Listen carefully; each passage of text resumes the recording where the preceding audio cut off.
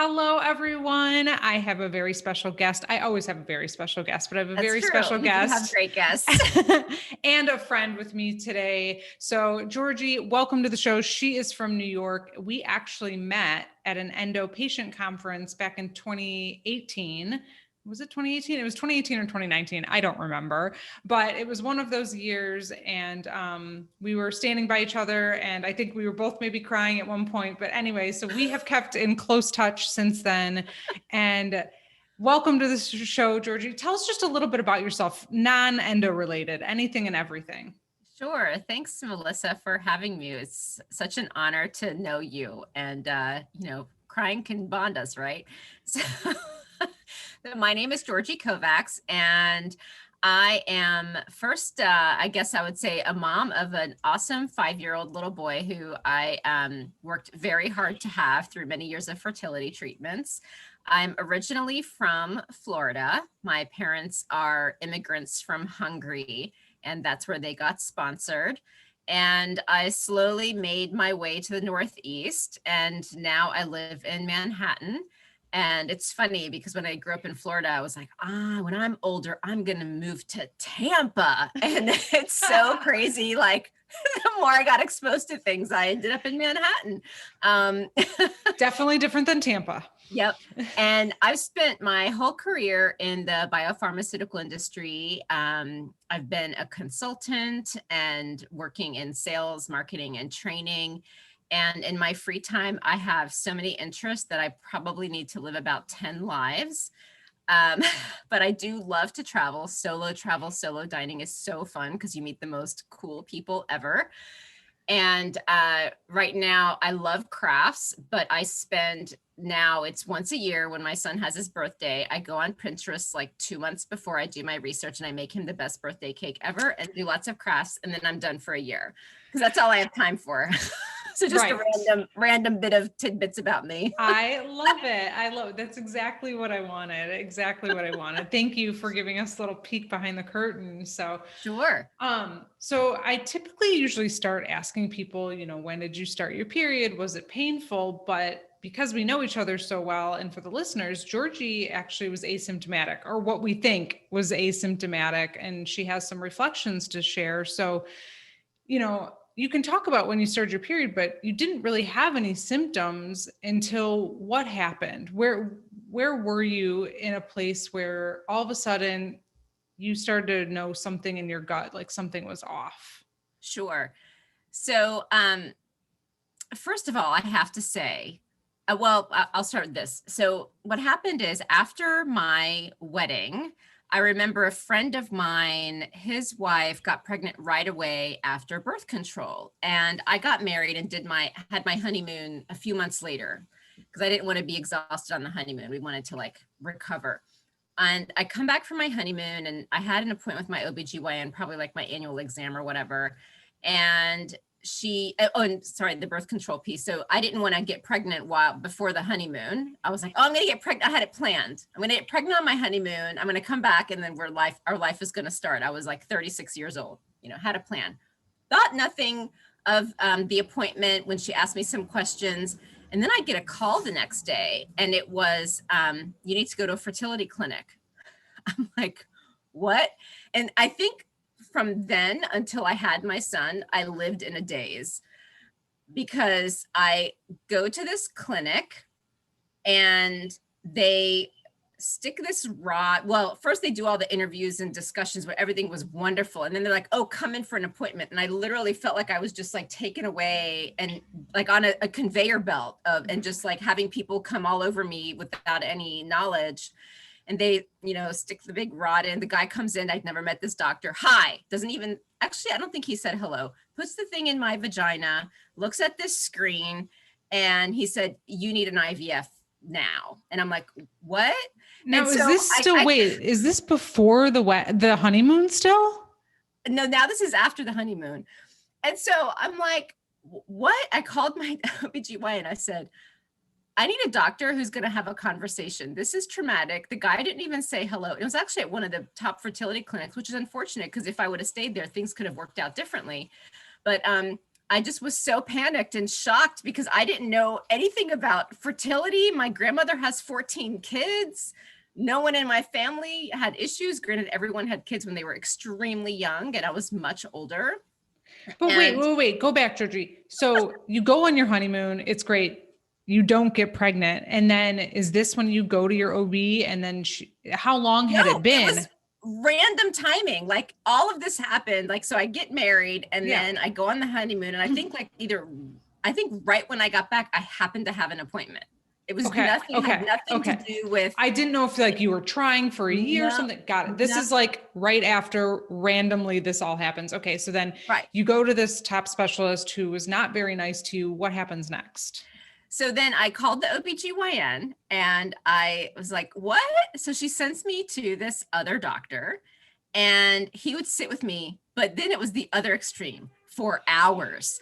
I would be there for like 5 hours a day, sitting on my laptop, typing away my emails, trying to figure out how to like be a consultant for clients while at the same time sitting in these doctor's office to do fertility treatments. And then I'd wait for him to tell me what was going on. And he had like the fake tan and the big boat behind him. And I was always perplexed. And after about a year, I was always only producing like 6 follicles. And at this point, this is a decade or so ago, people weren't really talking as much. So you're kind of just figuring out as you go. And I finally went to one of his nurses and I'm like, what's the deal here? And she goes, I think you need to move on. So that had me go to, I think in 4 years, I went to 10 reproductive endocrinologists. And the reason why I did that, like, now looking back, I mean, who knows if it was a good idea? I did the best I could every day. But what would happen is when I didn't feel like they were giving me anything clear, anything different after paying all this money and doing all these injections, I would just move on. And I would like talk to people and try to get information around who else to go to. And I was so frustrated because I said, look, either you're not trying hard enough or science has not caught up and figured out what's wrong with women like me, because unexplained infertility is a BS diagnosis. And I want you to find an answer. So there was one point where I spoke to one of the clinics and I just said, try harder, do more tests. And so they did a miscarriage panel and found that I had MTHFR. And so I started the extra folic acid and I just still kept trying. And so now let's get to endo. Wait. Before we get into endo, so you see these 10, you see all of these doctors, and during this time, are you doing hormone and IVF treatments? I did 11 IUIs. Okay. And at that point, I had done a few IVFs because I took breaks. Like I was like, I'm done. Yeah. So I thought maybe if I did a year of, acupuncture, Chinese medicine, just got the stuff out of my system, tried naturally, learned more about all these different, fertility methods and apps and all these things, it would help. Nothing. So what's the time frame, right? So you get married. How long now is this that you see these 10 doctors? It was a couple years? It was 3 years before my diagnosis. And how were you like, were you just so engulfed in this? Was this like I mean, I know you took breaks, which I think I can't even imagine would be so necessary, but were you just like taking the hormones and just like going through the motions, or were you like, why can't I get pregnant? Like what was going on with you mentally during this time period? Yes, to all of that. Yeah. So it was like, I seriously was a robot, and I'm going to just fully admit, there are women who like track and post and do Excel spreadsheets on like their numbers. I never did that because I was so like, I literally think I was just on this conveyor belt or whatever, just like, who's going to hit me next? I'm just going to keep going through so I did the research to understand, but I wasn't tracking because I didn't feel like any of that mattered. I knew it was something else. So I focused on like, why? Yeah. You were going through the motions. You were just like, I need to get pregnant. These are all the things I need to do. And I'm just going to keep pushing until I get there. So I did like embryo banking. I did, I also, by the way, for one of 13 of those months, I was a consultant with a client in California. So I had a whole setup. So I would, and the whole time I wasn't doing the fertility treatments. I was either doing treatments or like getting healthy. And so I would Monday mornings get on the plane, Thursdays Goodness. fly back. And I had an acupuncturist on the West Coast, an acupuncturist on the East Coast. And based on like, I think I did travel every single week. So I think I always went to the California acupuncturist. I found a reproductive immunologist in California who did some testing. And by the way, can I just say, like, I feel almost guilty saying this because some are like, good for you that you could do acupuncture. Yes, good for me that I could. And it stinks that it's not available to everyone. I luckily had insurance that would cover it because it's a lot of treatments. So that's probably like a whole different topic. So I do want to acknowledge I was very lucky, but we did go through our entire savings. So yeah, trying to do this. Yeah. But so I had that whole setup. And then if I was doing a treatment, I had started the immune part, and I'm now trying to figure out how that happened because I didn't meet the doctor that helped me get pregnant until I think after all this travel. But what happened is, like, I would need infusions delivered, drugs delivered. And so, and because some of the things were out of New York, somehow they would magically get shipped there. I'd have to go to UCSF and like go there first thing in the morning before they open and beg and plead and remind them 100,000 times that when they do the blood work and when the results I'm the first patient they have to send results to, because it has to go to New York because they're closing. And they have to call me with the results of, you know, do I have enough drug on me? What is going to be my next dose? And it was insane. And so like, yeah, it was, I'm sure it was a lot. When I say it, I'm like, I'm crazy, but yeah. You're not crazy. I mean, you were just determined to get it done, and you were just pushing and following all of the steps. And, you know, I personally don't know what it's like to go through fertility treatments because I haven't, but I know that there is a lot involved and there's steps, and I can only imagine doing that and going back and forth East Coast and West Coast. I mean, that's a lot for one person. Yeah, it was nuts. I mean, I will say the sanity, I think, it was a schedule. Yeah. Like, I knew when my flight was. Yep. I even like got the same food for the flight. Yeah. I knew which place to the airport I was going. I had like less to think of. Exact hotel. Right. I just kept it a routine so that it didn't feel as chaotic. So with all of these 10 doctors, did anyone ever say, clearly not, I'm guessing no one ever said endo, but it was just unexplained infertility? That's what they all just kept telling you? They just kept saying unexplained infertility. Unexplained infertility. Okay, so then what happens next? Well, so I will say first, it got really scary because I was always producing a lot of follicles. And the last doctor I went to, where we had a whole new innovative way of treating me, I stopped producing eggs. And then I produced one and it wasn't viable to even take out. And I was on Lupron, and I completely freaked out. I'm like, oh my God, this is over. And I then somehow got introduced into reproductive immunology, which is what leads me to the endo story. So I think if I hadn't failed there, I may have been going at this for longer.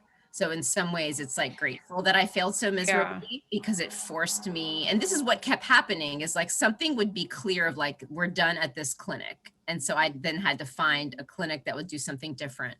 Right. And I honestly can't, I think I know what happened. When I finished with my client, she said, when I was done commuting, I told her my story and I started talking about it, and like everyone I was talking to was having issues. It was so crazy. And she told me she did reproductive immunology.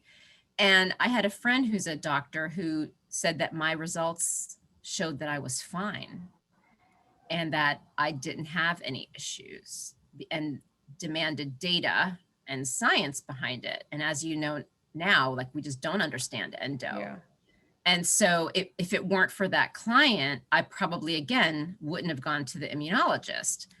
And so I spoke to this doctor at this particular fertility clinic when I was failing, and I was like, nothing's working. And he goes, look, people do reproductive immunology, and I'm not going to tell you it's going to work, and I'm not going to tell you it's not going to work. I'm willing to partner. So the whole setup was going to be, I was going to work with the reproductive immunologist, and they were going to do the fertility treatments. And I just decided to do all in one. So I moved doctors, and it was I'll just tell you, it was Dr. Jeffrey Braverman, who has since passed away. And I went to his funeral. That's how big of a deal he was. He was the guy. And he did some tests again. And I sat down with my then husband, and he said, look, you have unexplained infertility, not unexplained, sorry. I'm like so trained on this word. Oh God. You have silent endometriosis. And he said, you have, the only way to know for sure is to get a laparoscopic surgery. So I come home and I looked at my then husband and I said, okay, it's 10 grand at least to do an IVF, 5 to do the surgery. Since the IVFs for IUIs, you name it, are not working, they're not even getting me pregnant. I'm getting nothing, no chemical pregnancies. Let's do this. So I did the surgery, and it turned out I had, I can never remember, it was either stage 3 or 4. I do remember the funniest little thing is they had to tie my ovary to it was like, I guess the most suspension. It's the most painful thing ever. And so they come out, and the surgery took longer than expected. Yeah. And it was pretty bad. Yeah. But yet I didn't have, and I honestly, like, as I've gotten to know the endo community, I have felt horribly guilty because I didn't have the symptoms. But it's like, I don't know which is worse, to like live with this condition that's affecting you and you have no idea because you can't even feel it, or one you feel every day. Like I think you can't feel bad about that, because look at what you had to go through for infertility, though. I mean, that was still and was an incredible journey. And even after, it was an incredible journey. So did you Google, like, did you go home? Did you ask him, like, Google, like, were you like, what is endometriosis at this point? Do you have any idea what it means? I have to be honest with you. I'm sure that I did, because I like research everything. But I think even then, like, it just wasn't talked about like now. No, I mean, it's been an explosion in how much information is public now about how difficult it is to deal with. So I think I was more at the very beginnings of when people started talking about it. So even if I had researched it, I honestly just remember Braverman saying, I think you have this. And then my surgeon saying, oh, heck yes, you did. Yeah. And then the other thing I remember is at that point, I had shoulder surgery and bunion surgery twice, because while traveling, I accidentally smushed my foot right after surgery into a desk. And I'm not clumsy. I'm like, seriously, it has to happen right after surgery. So I re-broke the bone. Oh. Endo was hard. Like, I will say I was fortunate. It was not a lot of time out of work, but because it's in your stomach, I didn't realize how much. So I guess just to say, relative to the others, I didn't have to take pain meds for any of the others. But for this, oh, wow. It's a big surgery. Yeah. I had actually, it was on Oxy, and unfortunately my father had gotten addicted to it. And so I was really nervous, because by day 2, I was like, woo. And so I called my psychiatrist, and she's like, you are never allowed to take this ever again. Get off of it right now. Yeah. So I think I did ibuprofen and like suffered from the rest, and like never got up, because the minute I moved, I'm like, I can't. It hurt so bad. Yeah. Yeah. For sure. For sure. And so they do the pathology, you get diagnosed with endo, and are they now like, okay, this is your path to getting pregnant now? Yeah. So then I had a bunch of things happening in my life, and I basically decided that at the end of the year, I would do another treatment. And I kind of did I'm going to be that person who's going to get pregnant right after the endo surgery, because a lot of folks do. Did they tell you that you wouldn't be able to naturally, that you would have to still do a treatment after the surgery? Well, that's what's interesting, is They did, and I Mhm. never understood why, to be honest with you. And unfortunately, I can't now call Dr. Braverman to ask. But as you know, the thing is, you're filled with so many questions that it's like you can't remember everything to ask. Of course. But they did tell me that, and I think I did try to ask, and I never really got a clear answer, because when you think about the manifestation of endometriosis, it's an inflammatory condition, and so I didn't know.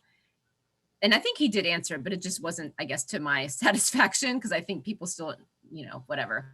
But I was told I needed to do an IVF, and I was told I could potentially get pregnant after, but it was just still unclear the nuance of why. Because I'm like, structurally, I was fine. I had this inflammatory condition, but now, you've got like this test, Receptiva DX, that tests BCL6, which is an inflammatory condition, and it could indicate endometriosis. But the thing is, if you do test positive, their recommendation is the surgery or, the Luprons of the world. And so I had that, and I still didn't get pregnant on my own. So who knows? Like, it's because Right. it's so complicated. It's not like a black and white, do this, like a broken No. arm, put your Yeah. cast on and you're healed. Right. That's what's so unfortunate about this whole condition, is we still don't understand all the impacts on your body. Mhm. And I think that's what's important for people to know is, yes, there's this thing, there's finally a name for it. And it was honestly one of the happiest days of my life, because for a long time it was, we don't know what's going on. And now it's, we do. But then the second stage of that is, oh yeah, but we really don't know the meaning of that. I mean, right? Right. No, it's like, so the feeling of like, yes, your gut was right, something is wrong with you, but unfortunately we just don't know much about the disease. I mean, it's a toss up on how to feel about that. So what happens after that? Surgery. So then I live my life, and this is again where it's, who knows. So that year I had an amazing year after the surgery. It was, I had this amazing work project, and I ended up being able to travel with it. And I saw like sorority sisters that I reunited with. There was Dîner en Blanc in New York City. Like, it was like this magical time in my life. And so I only say that because, is it that I had this surgery, this magical time, my body was healing, I felt good. And then I was still researching doctors, because I still wasn't sure if I was going to go with Dr. Braverman and do immunology. And I kept interviewing doctors, and I said, look, here's the deal. Now I'm the one that's going to make the decisions here. So I took the 3 best doctors I knew over the 4-year journey now. And I said, I said, I'm going to have one more consult with each of you. And I think I literally asked them, why should I pick you over everyone else? You fully interviewed them. Because I was so frustrated at this point, and I felt, we hung up the phone with all of them, and I looked at my then husband, and I'm like, I still feel like I'm throwing a ball into a roulette wheel and hope I pick the right situation. And so I did the fertility treatment, and I don't know if Dr. Braverman would want this public, but oh well, I already said his name. So I had the best cycle I'd ever had with the amount of eggs. And it was 7 eggs. So that was the most I ever had. And then I think 6 of them became embryos. 5 of them fully made it. I'm sitting on the table, and at this point, I know how to read scans. I know how to see what's in the petri dish. I feel like I could like treat patients. I mean, I really can't, but I seriously was starting to think I was an expert. So I'm sitting there at the table about to do this IVF, and I look up and I'm like, why are there 5 embryos in the petri dish? And they're like, oh, honey, we are here to get you pregnant. And I was like, but what? Quintuplets? Are you joking? Like, I know the standards. It's like maybe 2. And so they said, because of my age, I think I was 40, 41, like most you're getting is twins. And I ended up getting pregnant with 1. So we started out with the 7 eggs. And I say this actually also for those who are freezing their eggs, guys, it's not, I mean, yes, you could also argue I was older, but I just want everyone to know number of eggs does not equal number of babies. Right. yeah, so then I was pregnant. And I just a quick summary to fast forward, and then you can ask anything in between. I did try again to get pregnant, and I tried with my 3 youngest embryos that I had saved all at once. I was going through an absolutely horrible time in my life, but when you're on the fertility hamster wheel, you can't see straight. Yeah. And so I use those, and I try not to think about it too much, because when I do, I'm devastated. And I got a chemical pregnancy. And I was honestly, you know why I was rushing? Because I was told that 2 years after you stop breastfeeding, the endo can be back, or a year after, or whatever. So I was panicking. And so I used that fear to make my decisions, even though my life was falling apart. Then I tried another treatment, and I'm just going to be very honest about this, just so women know, like, the horror stories. So I ended up doing another treatment, and I was not feeling that great, but I was told if I wasn't really sick, it would be okay.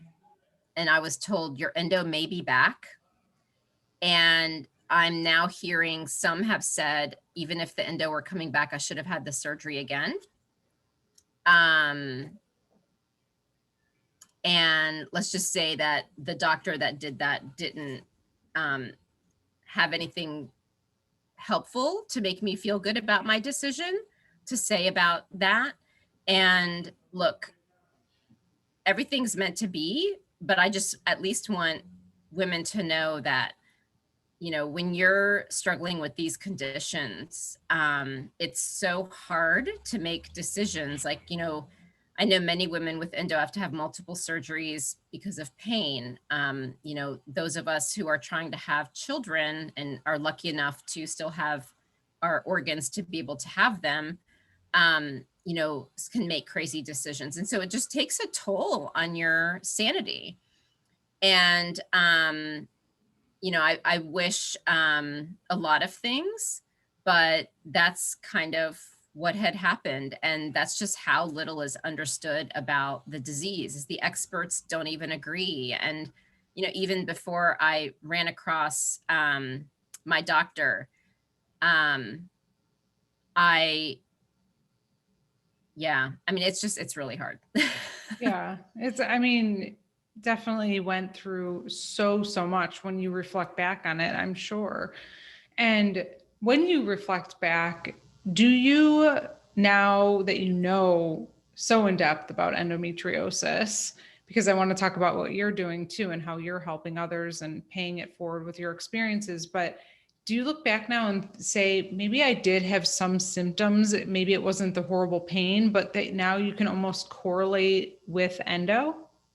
So, and this is what's so funny is, you know, I almost feel, I would say yes, a short answer, but I would say what's so strange, and I ask myself this is, you know, I'm in the healthcare field. Like, I've been monitoring this space forever. And some of the things I became aware of through the podcast that I'm doing, because I'm talking to so many experts, and through the conferences that I attend and hear other people talking. And then I'm like, wait a minute. Because I think we women, we aren't taught about our bodies. And like, I hear so many stories with women who have painful periods that their moms say, oh, that's just how it is. And, you know, doctors may say to them the same thing, and we just don't know.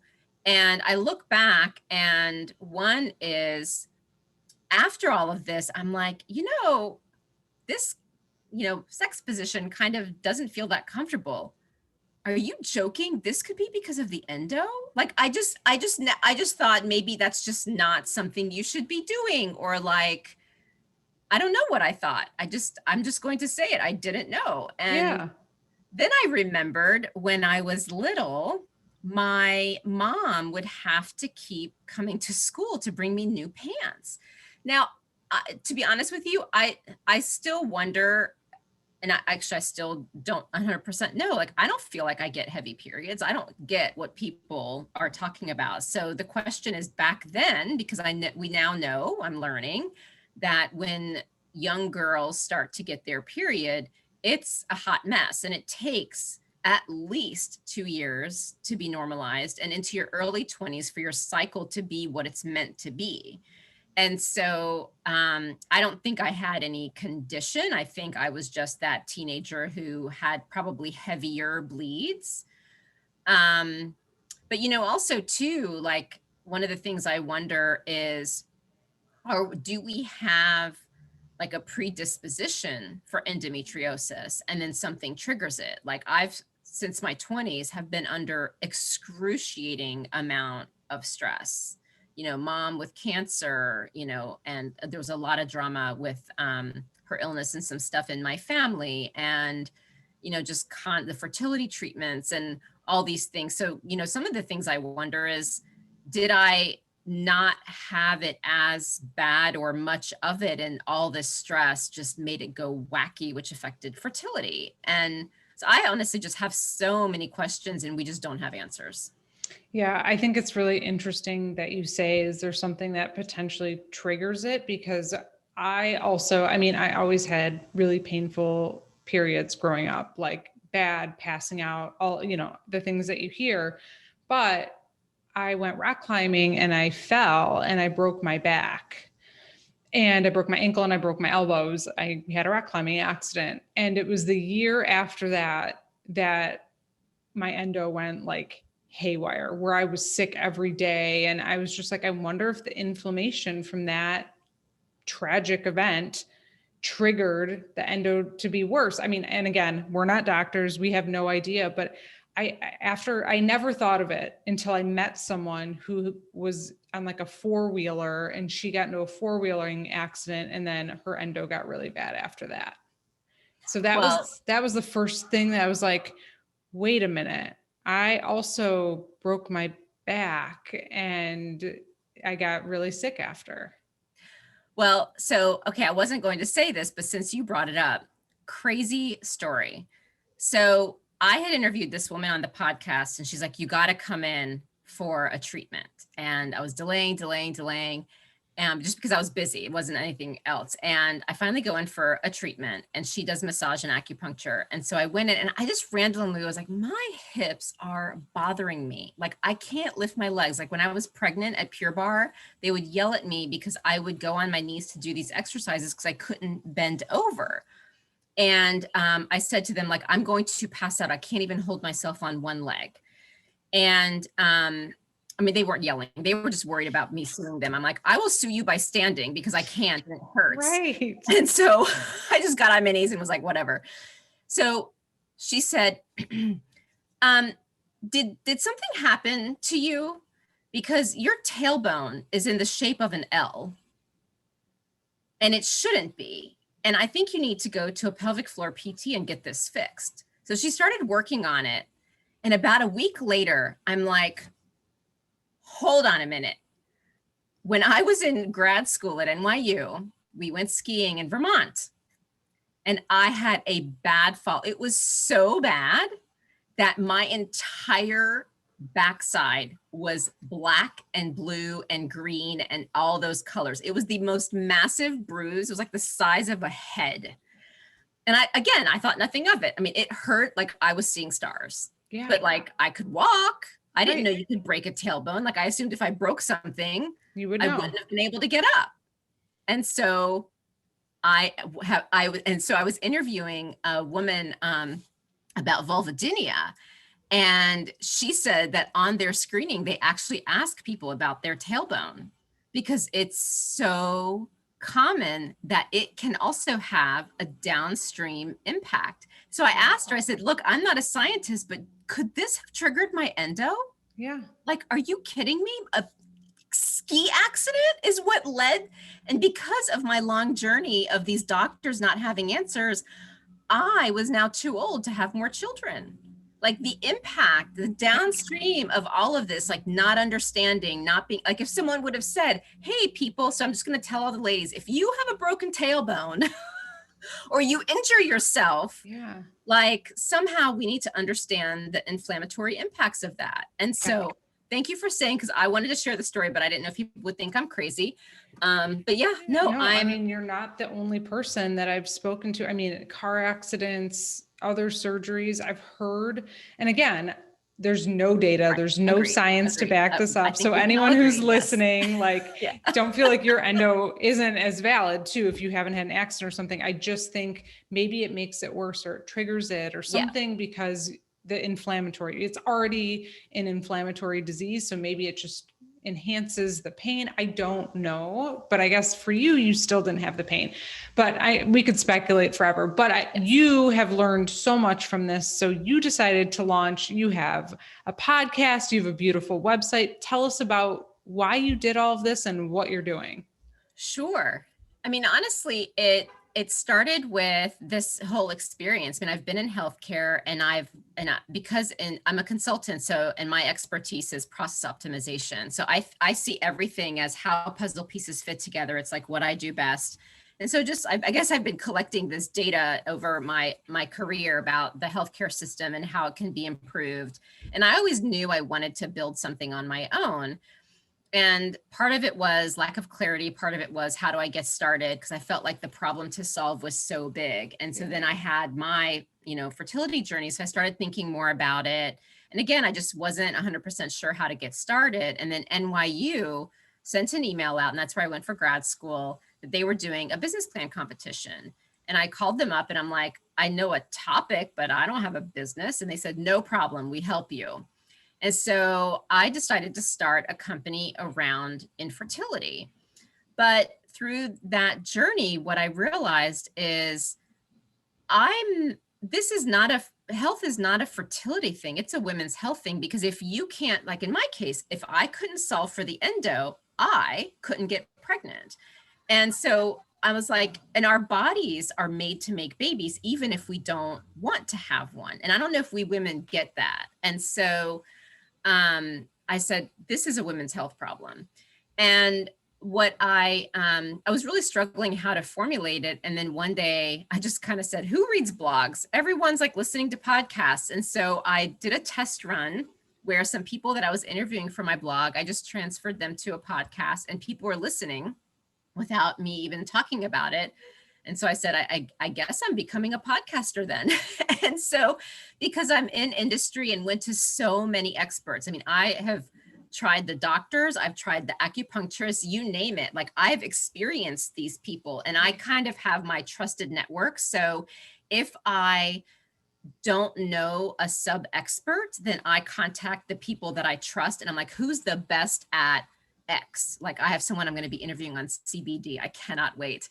And so the podcast, the purpose of it is, I want women to hear from experts the challenges that are real. So I want women to know what is known, what isn't known, how to ask questions of their doctor, and to get that information way faster, so they're not waiting years to find the answer, to get pregnant, to minimize their pain, minimize their heartache. Because the thing is, what people need to realize is, on Google, it's SEO optimized. And what I have found, even having been at this for a long time, one, it'll be like businesses that are advertising their business, and granted, okay, we're all a business, I get that, but like, it'll either be generic information or something that's tying you to a business that is trying to sell something. And I'm not saying they're giving misinformation to sell you, but I think it tends to be fairly generic. And unless, like if you Google endo, that's one thing, but there could be like some subtopic under there that women wouldn't find, because they wouldn't know the exact words to Google to get the right information. And so this podcast has been incredible. And I think what's helpful is, because I've been a patient and I'm in industry, I know the questions to ask, and I'm not afraid to ask the weird ones and scary ones, because I'm just genuinely so curious. And it's been an absolute blast. The people that I have met are incredible. And, you just realize, one, how much people do know, but how hard it is to find them, but also how much hope there is for women's health. And I love it. Yep. And so my mission really is to transform women's health, all of it. And I'm starting with the podcast and seeing what happens next. And it's a true joy. So where can we find this podcast and what is it called? Sure. It's the Fem Power Health podcast. So think of the word empower with the F in front of it. And you can find it on any of the listening tools like Apple Podcasts, Spotify, Google. I also have a website, fempower-health.com.